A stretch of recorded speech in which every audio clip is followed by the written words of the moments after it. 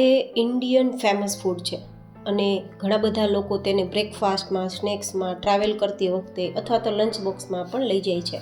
તો આ પૌવા છે તેની બે ખાસિયત છે. આ પૌવા છે ને તે ખાવામાં ખૂબ જ સોફ્ટ હોય છે અને ટેક્સચરમાં એકદમ છૂટા છૂટા હોય છે.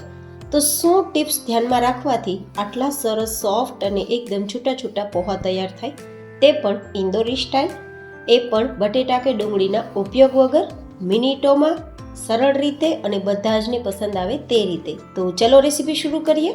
તો જેમના માટે સૌથી પહેલો પ્રશ્ન છે કે આપણે પૌવા કેવા પસંદ કરવા જોઈએ જેથી એકદમ સરસ ઇન્દોરી સ્ટાઇલ પૌવા તૈયાર થાય. તો જનરલી ઇન્દોરી પૌવા માટે જાડા પૌવા આવે ને તેને પસંદ કરવાના. જનરલી બાસમતી પૌવા અને જાડા પૌવા આ 2 થી 3 પ્રકારના પૌવા માર્કેટમાં તમને જોવા મળતા હશે. પણ જેમાંથી આપણે ભૂસું બનાવીએ, મતલબ કે પૌવાનું ચવાણું બનાવીએ અને જે જાડા પૌવાનો ઉપયોગ કરીએ ને તે જ પૌવાને આપણે ઇન્દોરી પૌવા બનાવતી વખતે ઉપયોગમાં લેવાના છે. જો થોડું ટેક્સચર એનું જાડું અને નાનું હોય છે, જે બાસમતી પૌવાનું થોડું પાતળું અને લાંબુ હોય છે. તો અહીંયા આપણે 500 ગ્રામ જેટલા પૌવા લીધા છે. તો હવે આ પૌવામાં ખૂબ કચરો હોવાથી 2-3 વાર તેને સાદા પાણીથી ધોઈ લેવાનું છે અને ધોયા બાદ બરાબર તેને નિતારી લેવાના છે. અહીંયા પલાળી રાખવાના નથી, માત્ર ધોઈ અને નિતારી લેવાના છે. તો અત્યારે તમે જુઓ, માત્ર મેં પૌવાને ધોયા છે અને આ રીતે મુઠ્ઠીમાં બંધાતા એકદમ લાડુની જેમ બંધાઈ જાય છે. આ માત્ર પૌવાને ધોવાથી આટલું સરસ ટેક્સચર આવ્યું છે. પણ હા, આ રીતે ટેક્સચર આવ્યા પછી જો થોડું મસળતા તે છૂટું થઈ જાય ને તો સમજવાનું આપણા પૌવા એકદમ પરફેક્ટ બનશે.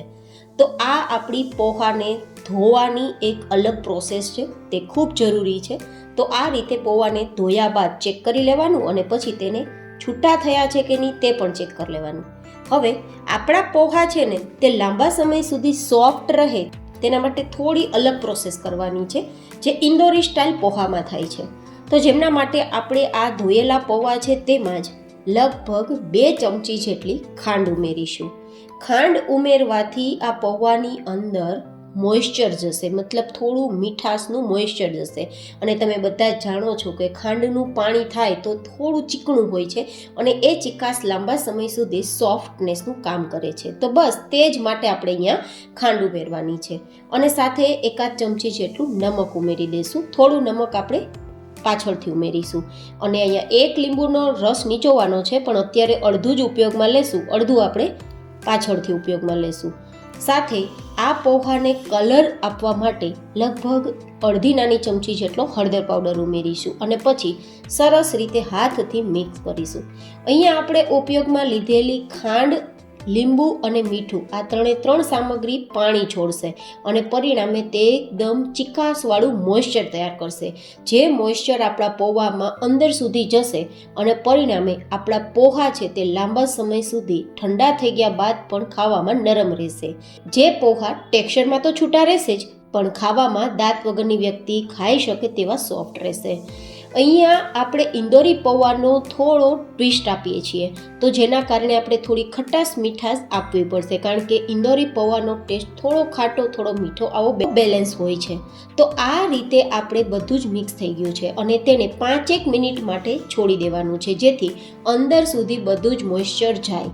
કારણ કે ખાંડના દાણા ઓગળે, લીંબુ સાથે મિક્સ થાય, મીઠું ઓગળે ત્યાં સુધી 5 મિનિટ જેવો તો સમય લાગે. તો તેને સાઈડમાં રાખી દઈશું અને ત્યાં સુધીમાં આપણે એક બીજી પ્રોસેસ કરી લઈએ. તો અહીંયા આપણે 2 ચમચી જેટલું તેલ ગરમ કરીશું. આ પૌવા બનાવતી વખતે એકદમ ઓછું તેલ ઉપયોગમાં લેવું પડશે. 2-3 ચમચી તેલમાં તો તમારા પૂરા પરિવાર માટે પૌવા તૈયાર થઈ જશે. તમે ઓછા પૌવા તૈયાર કરતા હોય તો 1 ચમચી તેલનો ઉપયોગ કરી શકો છો. હવે આપણે થોડું હલકું તેલ ગરમ થાય પછી તેમાં 1/4 કપ જેટલા અથવા તો 1 થી 1.5 મુઠ્ઠી જેટલા કાચા મગફળીના દાણા ઉમેરી આ દાણા અંદર સુધી શેકાઈ જાય, ફ્રાય થાય ત્યાં સુધી તેને આપણે ચલાવવાના છે. અંદર સુધી દાણો પાકવો ખૂબ જરૂરી છે, જેથી ગેસની ફ્લેમ ધીમી રાખશું, નહીં તો આપણા દાણા ઉપરથી તો લાલ થઈ જશે પણ અંદરથી કાચા રહેવાના કારણે ટેસ્ટ સારો નહીં આવે. હવે આપણા દાણા તૈયાર થયા છે તે કેમ ખબર પડશે? તમને હું ટેક્સચર બતાવું છું. દાણા બધા જ ફાટી ગયા છે, મતલબ આપણા દાણા સરસ રીતે તૈયાર થઈ ગયા છે, શેકાઈ ગયા છે અથવા તો ઓછા તેલમાં તળાઈ ગયા છે. તો તેને બહાર કાઢી લેશું. હવે આ તેલ ગરમ જ છે ત્યાં તેમાં આપણે 1 ચમચી જેટલું આખું જીરું ઉમેરવાનું છે. હવે આપણે અહીંયા લાલ મરચું નથી ઉમેરવાના, તો માત્ર તીખાશ માટે લીલા મરચાંથી જ આપણે તીખું કરીશું. તો જેમના માટે 7-8 નંગ જેટલા મરચાંના થોડા નાના ટુકડા કરી પછી ઉમેરવાના છે. અને આ મરચાંને થોડા સોફ્ટ થાય ને ત્યાં સુધી સાતળવાના છે. અને સતળાઈ ગયા બાદ લગભગ 1/4 કપ જેટલું પાણી ઉમેરવાનું છે. ચમચીથી જોઈએ ને તો 8 થી 10 ચમચી જેટલું પાણી ઉમેરવાનું અને પછી તેને આ રીતે મિક્સ કરવાનું. હવે મિક્સ કર્યા બાદ થોડું નમક આપણે અહીંયા ઉમેરવું જોશે, કારણ કે આપણે પૌવામાં થોડુંક જ ઉમેરેલું હતું, તો એટલા પૌવામાં નમક થશે નહીં, તો થોડું આપણે ફરીથી 1/2 થી પોણી ચમચી, જે નાની ચમચી હોય તેટલું ઉમેરશું, અથવા તમે સ્વાદ પ્રમાણે વધઘટ કરી શકો. થોડો આપણો વઘારનો કલર પણ પીળો આવે ને તેના માટે ફરીથી 1/4 ટીસ્પૂન જેટલી હળદર, આમ તો પૌવામાં ઉમેરેલી છે પણ વઘારમાં કલર આપવા માટે 1/4 ટીસ્પૂન જેટલી ઉમેરશું. અને અડધા લીંબુનો રસ, આપણે અડધું પૌવામાં ઉમેરેલું હતું લીંબુ, તો અડધું જે બાકી છે ને તે વઘારમાં ઉમેરી દેવાનું અને પછી તેને એકવાર મિક્સ કરી દેવાનું. મિક્સ કર્યા બાદ આપણો તડકો છે ને તેને ઉકાળવાનો છે 1-2 ઉફાણ આવે ત્યાં સુધી. તો ધીમા ગેસની ફ્લેમ પર તેને ઢાંકી દેશું ને તો 1/2 થી 1 મિનિટમાં તે તૈયાર થઈ જશે.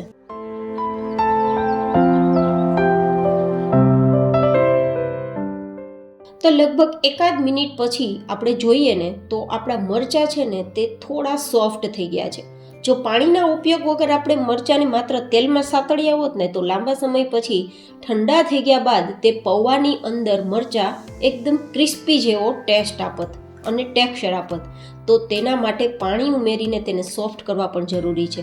તમને લાગશે કે આ રીતે પૌવામાં પાણી ઉમેરવાથી પૌવા વધારે મેશી નહીં થઈ જાય, માવા જેવા નહીં થઈ જાય, પણ નહીં થાય. હું તમને બધી જ પ્રોસેસ બતાવીશ, તમે જરૂરથી તે નિહાળજો, જેથી તમારા પૌવા પણ એકદમ બાર જેવા ટેક્સચર અને ટેસ્ટવાળા બને. તો હવે આ એકદમ સરસ આપણો તડકો ઉકળી ગયા બાદ આપણા પૌવા પણ 5-1 મિનિટ પછી એકદમ સરસ સેટ થઈ ગયા છે, તો તેને ઉમેરી દઈશું. તમે જુઓ અત્યારે ટેક્સચર, આપણા પૌવા એકદમ છૂટા છૂટા છે, જો છે ને એકદમ છૂટા. આ પૌવા આટલા જ છૂટા લાંબા સમય સુધી રહેશે. 8 થી 10 કલાક પછી પણ પૌવા તમે ખાશો ને તો આટલા છૂટા જ રહેશે અને ખાવામાં એકદમ સોફ્ટ રહેશે. બસ થોડી પ્રોસેસ કરવામાં ધ્યાન રાખવાનું. હવે આ રીતે પૌવા ઉમેરાઈ ગયા બાદ આપણે થોડા લીલા ધાણા પણ ઉમેરી દઈશું અને પછી આપણે તેને હળવા હાથે મિક્સ કરીશું.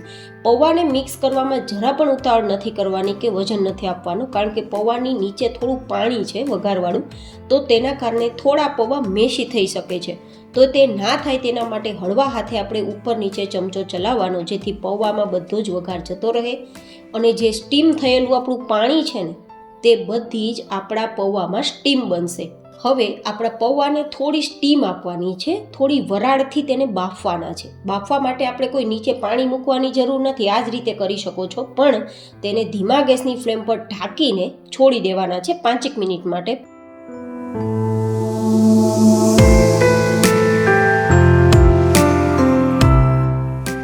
પણ તેને દર અડધી મિનિટે ચમચો ચલાવવો જરૂરી છે, નહીં તો તળિયે બેસી જશે. તો 5-1 મિનિટ પછી આપણા પૌવા એકદમ સરસ સ્ટીમથી બફાઈ ગયા છે. તેને વરાળથી આપણે તૈયાર કર્યા છે.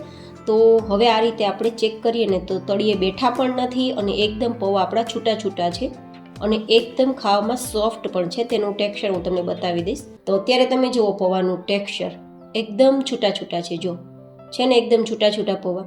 આટલા છૂટા પૌવા હોવા છતાં મોંમાં જતાં એકદમ ઓગળી જાય તેવા સોફ્ટ પણ છે, બિલકુલ ચવડ નથી કે ઠંડા થઈ ગયા બાદ બિલકુલ સુકાશે પણ નહીં. તેનું કારણ હું તમને બતાવું. જો આ રીતે ચેક કરી લેવાનું કે પૌવા લાંબા સમય સુધી સોફ્ટ રહેશે કે નહીં. જો આ રીતે પૌવાને થોડા હાથમાં લીધા બાદ થોડા હળવા હાથે મસળવાનું. તેને મસળો કે ફટાફટ તે બટેટાના માવાની જેમ મેશ થઈ જાય ને તો સમજવાનું પૌવા આપણા લાંબા સમય સુધી ઠંડા થઈ ગયા બાદ પણ સુકાશે નહીં, આટલા સોફ્ટ જ રહેશે. આ આપણા પૌવા પરફેક્ટ બન્યા છે ને તેની ખાસિયત છે. તો હવે આપણે ગેસની ફ્લેમ બંધ કરી દેવાની છે, કારણ કે પૌવા તૈયાર થઈ ગયા છે. તો આપણે જે તળેલા દાણા છે તેને ઉમેરી દઈશું. આ પૌવા બનાવવામાં બિલકુલ ઝંઝટ નથી, કારણ કે બટેટાને બાફવાના નથી, ડુંગળી સમારીને તેને સાતળવાની નથી.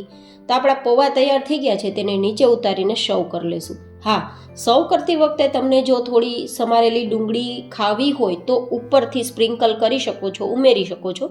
હવે ઉપરથી થોડી આપણે અહીંયા રતલામી સેવ ઉમેરી દઈશું અને થોડી ચણાના લોટની સેવ. જોકે તમે કોઈ પણ એક સેવનો ઉપયોગ કરી શકો છો જે તમને પસંદ હોય. અને હા, પૌવા છે તે દાડમ વગર અધૂરા લાગે છે, તો હોય તો ઉમેરજો. અને પછી આપણા પૌવા તૈયાર છે તો આપણે તેને ખાઈ શકીએ છીએ. આ પૌવાને તમે બ્રેકફાસ્ટમાં, સ્નેક્સમાં કે ટ્રાવેલમાં, બાળકના લંચ બોક્સમાં પણ આપી શકો તેવા જ. અને આ ટિપ્સ સાથે તૈયાર થયેલા પૌવાની રેસીપી તમને કેવી લાગી તે પણ મને તમે જરૂર બતાવજો. ફરી મળીશું એક નવી જેન હેલ્ધી રેસીપી સાથે. ત્યાં સુધી stay healthy and stay happy.